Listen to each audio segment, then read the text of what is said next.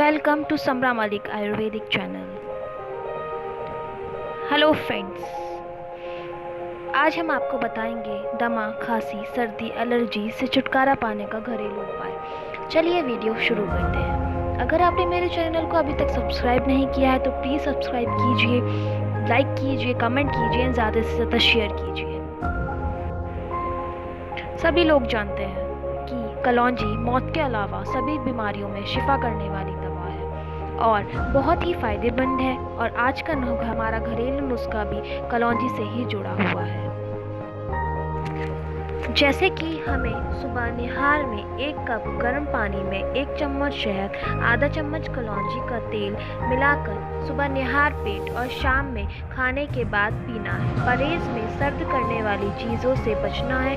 इसका इलाज 15 दिन तक जारी रखें, इंशाल्लाह अल्लाह आपको शिफा देगा। प्यारे दोस्तों, अगर आपको मेरी वीडियो पसंद आई हो तो प्लीज़ इसे लाइक करें, शेयर करें और ज़्यादा से ज़्यादा कमेंट करें। Thank you.